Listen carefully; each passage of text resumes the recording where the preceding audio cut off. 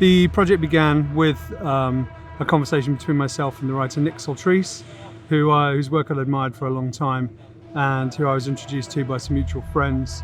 And we both shared a love of shark movies. You know, the idea of creating something that appeals internationally, that has global appeal. And we thought that we could do that with a shark movie with very well drawn characters in exotic surroundings that present a fun movie for what are currently difficult times, and we hope it will bring a lot of excitement and fun to people.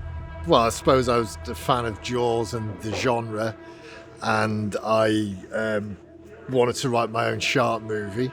I knew how well he'd do commercially, so I thought it was a good way of getting a film made, because the marketplace is so competitive, so you've got to have something that's going to sell.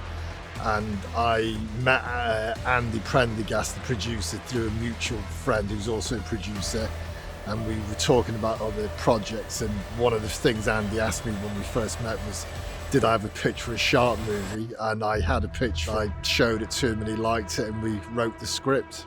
You know, when you find a good writer, the best collaborations between writers and directors are that they work together. And with Nick, he's very easy to work with from day zero. So it was a case of working out what we can afford to do, what are the parameters of COVID, what's going to make the script better. And it comes down to just having a good cast that can really deliver those lines. And if you believe it, then you're along for the ride. So the look of the film, me and James spoke a lot about it, and he was very keen on having it feel expensive and defy its budget, etc. But essentially we were shooting a jet ski on the sea. I had all sorts of plans to how to light it, how to maintain continuity, etc., etc. Plans that went out the window very quickly when the reality of shooting at sea hit. So we had a few references, but we were very much appreciated. Essentially, it was a chamber piece with a jet ski in the sea and 3 or 4 people. We were prepared to roll with the punches and let the look develop on its own rather than set too much in stone before. I mean, we looked at things like The Shallows and Jaws and the classic shark movies like that. We looked at things like All Is Lost. I'm always trying to light a Bill Henson photograph in everything I do. We were keen to sort of create our own style and not be a slave to something, because we knew we had to roll with the conditions.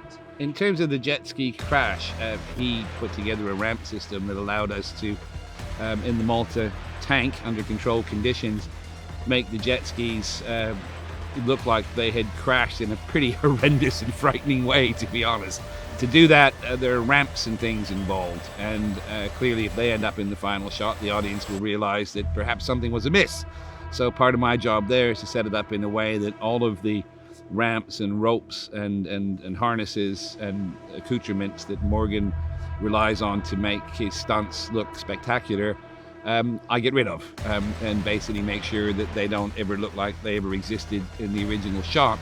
So it was very clear from the conception of the project and knowing our budget and restrictions and etc., there was never going to be a sort of huge name to bring to this project. It was always going to kind of about the shark, and then that really gave me some leeway to find some really great talent to actually be our leads.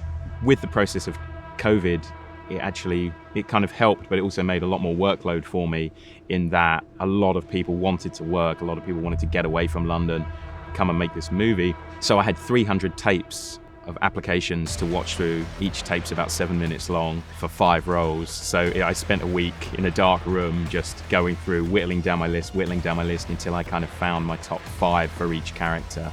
And obviously the cast we chose were within those top 5s of each. It was pretty clear from the tapes, I think, who I kind of wanted, but you have to kind of get in the room with them and feel the energy and make sure it wasn't just a fluke.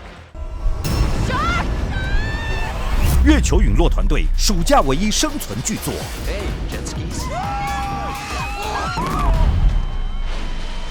大开杀戒版绝命终结战，让你尖叫不间断。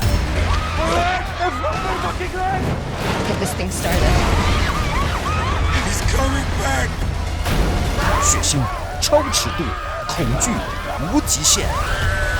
5月13日，沙战。